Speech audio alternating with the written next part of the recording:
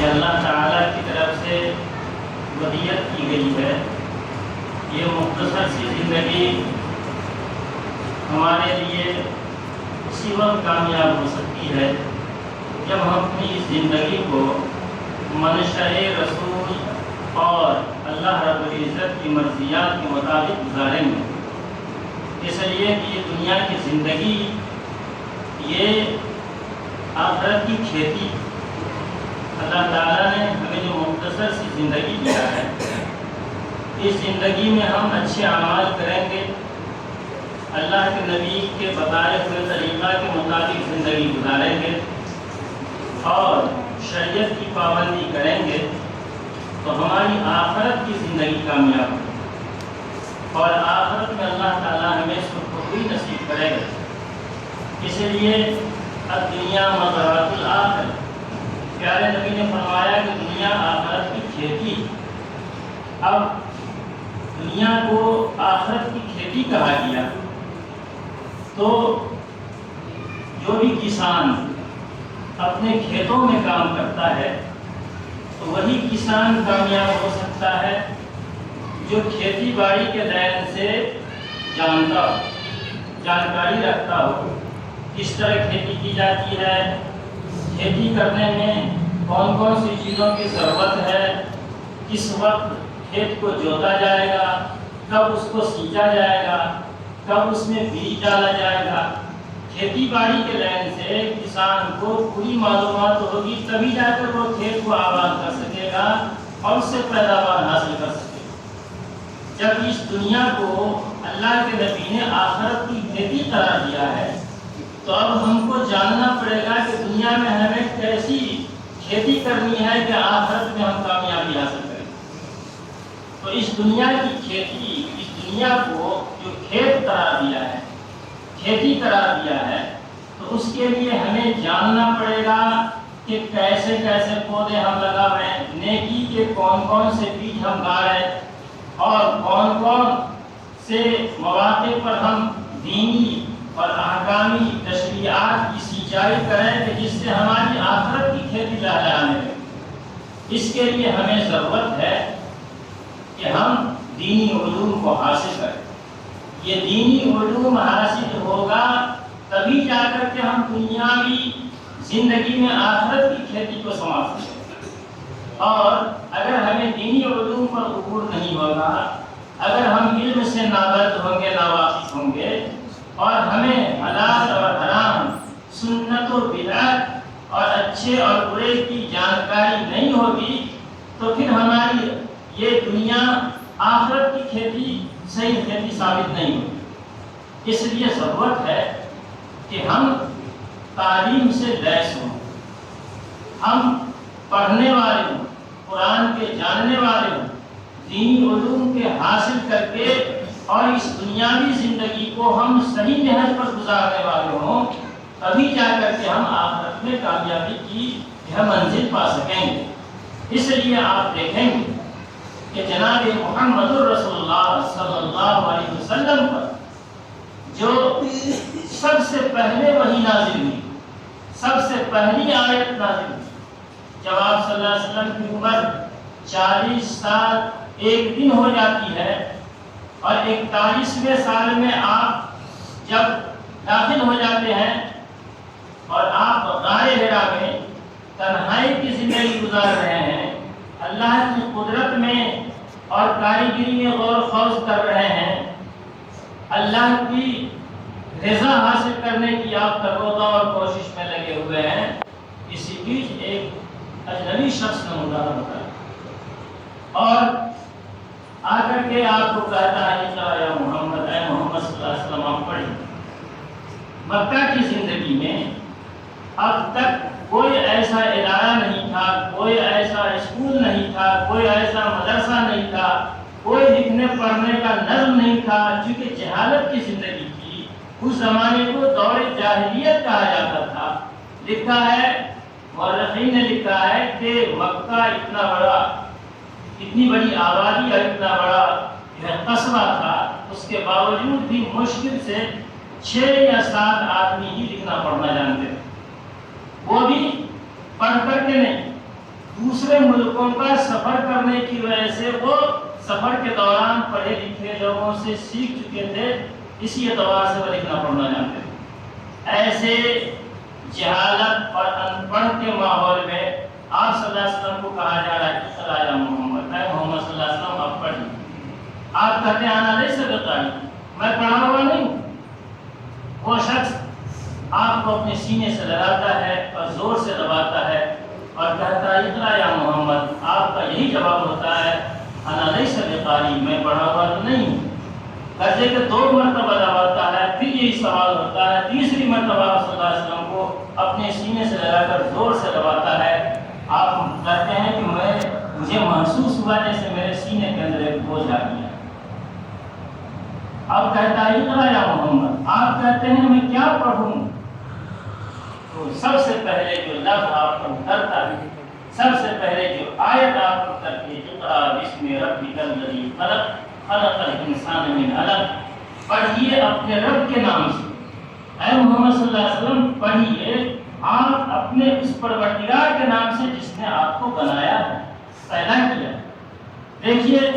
یہاں پر پڑھنے کے ساتھ سب سے پہلا لفظ اقرا، یہ عربی گرامر کے پڑھنے والے جانتے ہیں کہ اقرا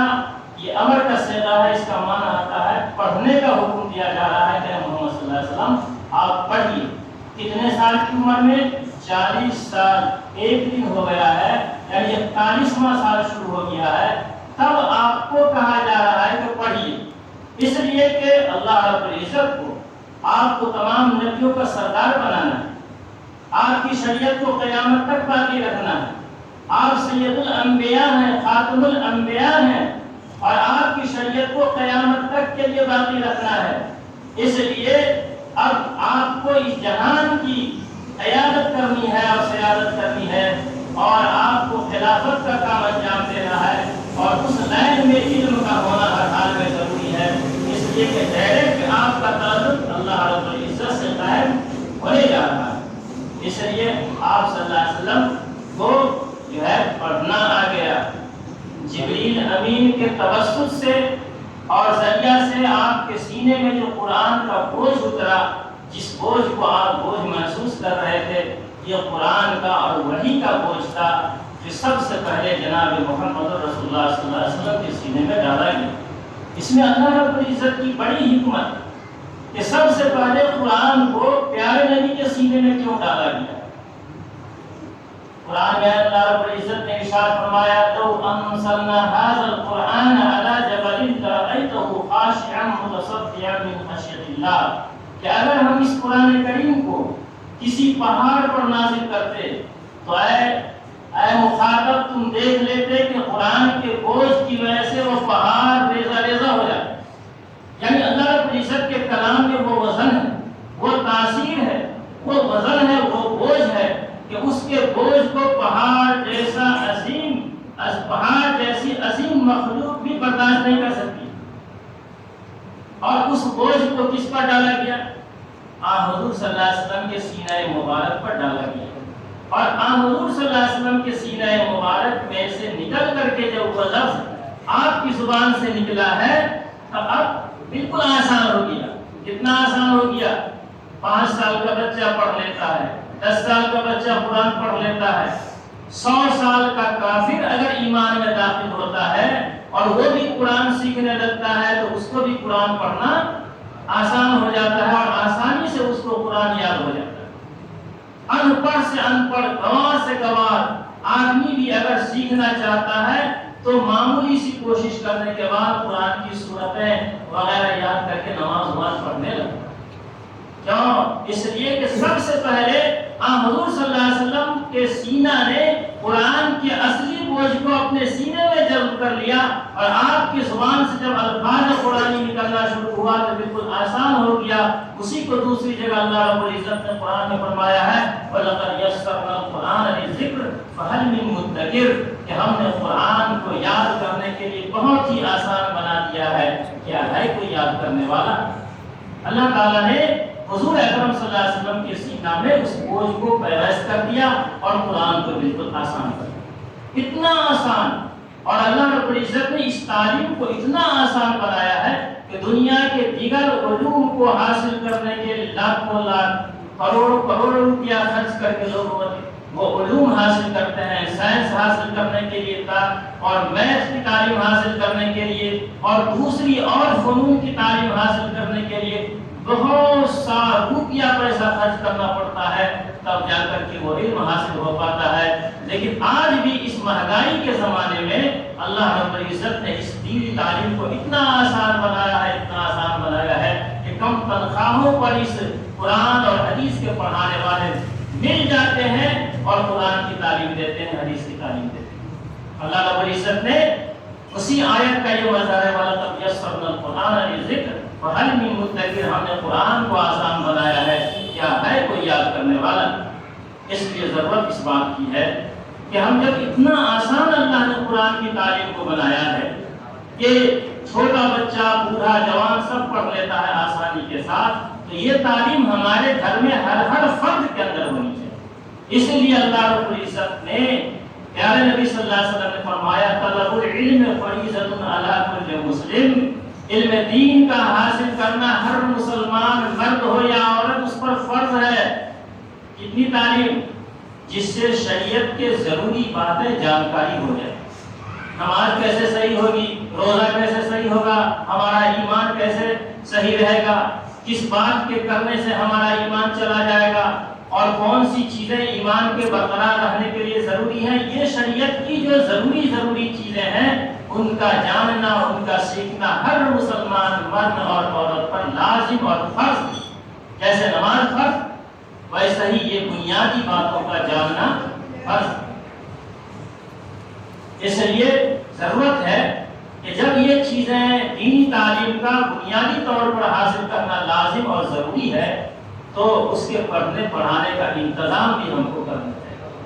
اس کو سیکھنے کا انتظام اور فکر بھی ہم کو کرنی چاہیے، تاکہ ہمارے محلے میں، گاؤں میں، مسجدوں میں اور گلیوں میں، کوچوں میں، شہروں میں، ہمارے ماحول میں، ہمارے معاشرے میں دینی تعلیم کا ایک عام رجحان بن جائے اور ہر آدمی دینی تعلیم سے واقف ہو جائے، بنیادی تعلیم کے جاننے والے بن جائے، کہ جس سے ان کا ایمان محفوظ رہ سکے اور ان کا دین محفوظ رہ سکے اور اپنے معاشرے میں، گھر میں، سماج میں ایمان کو برقرار رکھ سکے۔ آج ہمارے گھروں سے، محلوں سے، ہماری زندگی سے، ہمارے معاشرے سے ہمارے علوم کو، ہمارے دین کو، ہمارے قرآن کو، ہمارے احادیث مقدسہ کی تعلیمات کو چھیننے کی کوششیں ہو رہی ہیں۔ مسلمان کے گھروں سے دین کو نکالا جا رہا ہے، شریعت کو نکالنے کی کوششیں ہو رہی ہیں، سازشیں ہو رہی ہیں، لیکن ہم ہیں کہ خواب غفلت کی زندگی گزار رہے ہیں۔ تو ہی نالا چند کلیوں پر قناعت کر گئے، ہم کو تھوڑی سی چیزیں مل گئی، ہمیں سبق کر لیا کہ ہمیں بہت چیزیں مل گئی۔ شریعت کے علوم تو وہ بڑے زخار ہیں کہ قرآن کے علوم میں غوطہ لگاتے جائیے، بہت زیادہ کوشش کرنے کے بعد ہیرے جواہرات حاصل ہوتے ہیں۔ امام غزالی رحمۃ اللہ علیہ سے کسی نے پوچھا کہ حضرت آپ کی بڑی زندگی کا ایک بڑا حصہ قرآن پڑھنے پڑھانے، حدیث پڑھنے پڑھانے میں آپ کا گزرا ہے، آپ نے قرآن کو کیا پایا، قرآن کو آپ نے کیسا پایا؟ وہ امام غزالی رحمۃ اللہ علیہ جو 5ویں صدی کے مجدد اور امام، ان سے پوچھا گیا، انہوں نے بڑی عجیب بات کی۔ امام غزالی نے فرمایا کہ قرآن کی 2 حیثیتیں ہیں، ایک قرآن کا لفظ ہے اور دوسرا قرآن کا معنی ہے، مطلب ہے۔ اللہ رب العزت نے قرآن کے لفظ کو اتنا آسان بنایا ہے، اتنا آسان بنایا ہے کہ چھوٹا بچہ، بوڑھا، جوان ہر ایک آسانی کے ساتھ پڑھ لیتا ہے، اور دوسری طرف اللہ رب العزت نے اس کے معنی کو اتنا سخت بنایا، اتنا پہلے زخار بنایا، اتنا ٹھاٹھے مارتا ہوا سمندر بنایا ہے کہ 1400 سال سے علماء، صلحاء، بزرگان دین، بڑے بڑے دانشور قرآن کے سمندر میں غوطہ لگا رہے ہیں اور ابھی تک پورے ہیرے جواہرات کو نکال نہیں سکے۔ قرآن تو وہ ہے، لیکن آج ہماری زندگی سے قرآن نکلتا ہے، ہمارے گھروں سے قرآن کی تعلیمات نکلتی جا رہی ہے، ہم غفلت کی زندگی گزار کر قرآن سے منہ موڑ کر کے زندگی گزارتے ہیں۔ دارالعلوم دیوبند جو ایشیا کا سب سے بڑا ادارہ ہے، ایشیا کا سب سے بڑا دینی ادارہ ہے، اس کے سب سے پہلے صدر حضرت مولانا محمود الحسن دیوبندی شیخ الہند جن کو کہا جاتا ہے، یہ جب انگریز کے خلاف کچھ کھڑے ہوئے ہیں تو ان کو مالٹا میں قید کر دیا گیا۔ 3 سال تک مالٹا میں وہ قید خانے میں زندگی گزاری۔ اسی قید خانہ میں رہ کر کے انہوں نے قرآن کریم کا ترجمہ لکھا، تفسیر لکھا، جس کو ترجمہ شیخ الہند سے یاد کیا جاتا ہے۔ جب وہ 3 سال جیل کی زندگی سے واپس آ کر اور دیوبند پہنچتے ہیں تو دارالحدیث میں سب سے پہلا ان کا بیان رکھا جاتا ہے۔ جب وہ بیان کرتے ہیں تو بیان کرنے کے دوران ایک عجیب بات انہوں نے کہی۔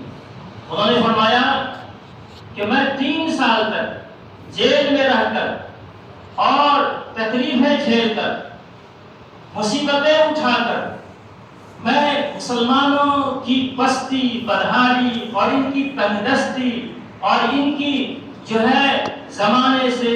مفلسی کے اوپر میں غور کرتا رہا کہ یہ مسلمان دن بدن پست کیوں ہونے جا رہے۔ کبھی تو یہ تھا کہ ان کی تلوار کی دھمک سے بڑے بڑے ملکوں کے کلیجے کانپتے تھے، خالد بن ولید کی تلوار کی جھنکار سے قیصر و کسریٰ کے دربار ہل جاتے تھے۔ آج یہ ان کی زندگی ہے کہ دن بدن مسلمان پستی کی طرف چلے جا رہے ہیں، بدحالی کی طرف چلے جا رہے ہیں۔ میں بہت غور کرتا رہا، میں سارے حالات کا جائزہ لیتا رہا، میں اس نتیجے پر پہنچا ہوں کہ مسلمانوں کی بدحالی اور ان کی تنگدستی اور ان کی بے وزنی کی 2 باتیں، 2 وجہ سے مسلمان بدحال ہو رہے ہیں، پست ہو رہے ہیں، پستی کے اندر چلے جا رہے ہیں۔ ان میں سے سب سے پہلا یہ کہ یہ ان میں آپس میں بہت زیادہ اختلاف ہے۔ مسلمان اختلافات کے شکار ہو گئے، ان کی زندگی میں اتحاد و اتفاق نہیں رہ گئی۔ یہ آپس میں میل محبت کی زندگی جیسے پہلے دن گزارتے، صحابہ کرام کے زمانے میں گزارتے، بزرگان دین کے زمانے میں اور خیر القرون کرنی کے زمانے میں گزارا کرتے تھے،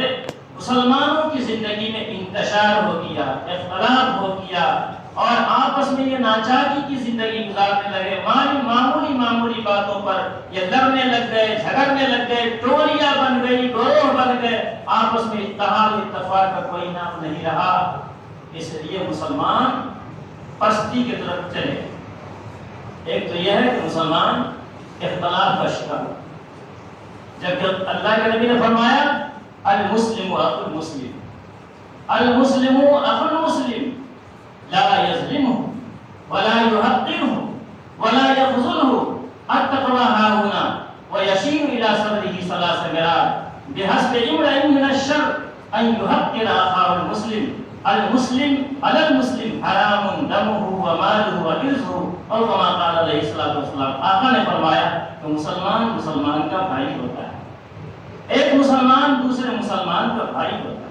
لہذا ایک مسلمان دوسرے مسلمان پر ظلم نہ کرے، ایک مسلمان دوسرے مسلمان کی توہین تذلیل نہ کرے، ایک مسلمان دوسرے مسلمان کو گھٹیا نہ سمجھے۔ اور فرمایا آپ صلی اللہ علیہ وسلم نے کہ تقویٰ اور پرہیزگاری اور بزرگی کہاں تلاش کرے؟ تقویٰ یہاں ہے۔ اور آپ صلی اللہ علیہ وسلم نے یہ کہتے ہوئے اپنے سینے مبارک کی طرف 3 مرتبہ اشارہ فرمایا اور فرمایا التقویٰ ہاں ہونا، التقویٰ ہاں ہونا، التقویٰ ہاں ہونا۔ پرہیزگاری، دینداری، اللہ کا خوف تو دل کے اندر ہوتا ہے، دل کے اندر ہوتا ہے، دل کو صاف ہو۔ اور فرمایا المسلم علی المسلم حرام دمہ ومالہ وعرضہ، ایک مسلمان کا مال، ایک مسلمان کا دھن دولت، ایک مسلمان کی عزت و آبرو دوسرے مسلمان کے لیے حرام ہے، حرام ہے، حرام ہے۔ یعنی اس کو جو ہے ٹھیس پہنچانا، عزت کو ٹھیس پہنچانا، مال کو ٹھیس پہنچانا، یہ حرام ہے، حرام ہے۔ اس کے باوجود مسلمان آپس میں اختلاف، انتشار کا شکار ہو گئے۔ ایک تو یہ وجہ ہے جس کی وجہ سے مسلمان پستی کی طرف چلے گئے، اور دوسری اس وجہ سے چلے گئے، فرمایا کہ دوسری یہ کہ مسلمانوں نے قرآن کریم کی تعلیمات کو چھوڑ دیا، مسلمانوں نے قرآن پر عمل کرنا چھوڑ دیا، مسلمانوں کی زندگی سے قرآنی تعلیمات نکل گئی۔ ہر کوئی مست میں ذوق تناسانی ہے، ہر کوئی، علامہ اقبال نے کہا ہر کوئی مست نئے ذوق تن آسانی ہے، تم مسلمان ہو یہ انداز مسلمانی ہے، حیدری فقر ہے نے دولت عثمانی ہے، تم کو اصناف سے کیا نسبت روحانی ہے، وہ زمانے میں معزز تھے مسلمان ہو کر اور تم خار ہوئے تاریخ قرآن ہو۔ آج مسلمان قرآن کو چھوڑ کر، پرانی تعلیمات کو چھوڑ کر، پرانی احکامات سے منہ موڑ کر ذلیل ہو گئے، رسوا ہو گئے، خار ہو گئے، بے وزن ہو گئے اور کہیں کے نہیں رہ گئے۔ آپ پورے عالم کا مشاہدہ کیجیے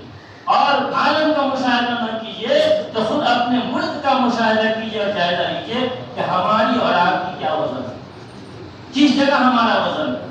کس جگہ ہماری بات سنی جاتی ہے، کس جگہ ہمارا لحاظ کیا جاتا ہے، کس جگہ ہمارا خوف دشمنوں کے دلوں پر ہے۔ بالکل نہیں، ہم بالکل بال آٹے میں بال کی طرح ہے کہ آسانی سے کھینچ کر نکال دیے جاتے ہیں۔ اس لیے بزرگو دوستو کہ یہ دو بنیادی باتیں ہیں جس کی وجہ سے ہم پستی کا شکار ہیں، دن بدن گمنامی کی زندگی کی طرف پہنچ رہے ہیں۔ ایک تو یہ کہ ہمارے آپس کے اختلاف نے ہم کو بالکل کمزور سے کمزور کر کے رکھ دیا ہے، لہذا اس پر ہم کو قابو پانے کی ضرورت ہے۔ پیار و محبت بانٹیے، آپس میں پیار کی زندگی گزاریں، محبت کی زندگی گزاریں، محبت کا گلدستہ تقسیم کیجیے، نفرت کا چاقو مت بانٹیے۔ کہا ہے کہ ایک بھائی نے اگر دوسرے بھائی سے چاقو مانگا تو کیا کہا ہے کہ چاقو اگر دے رہے ہو، کوئی کام سے مانگا، کوئی چیز کاٹنے کے لیے مانگا، تو شریعت نے کہا ہے کہ چاقو جب دیتے ہو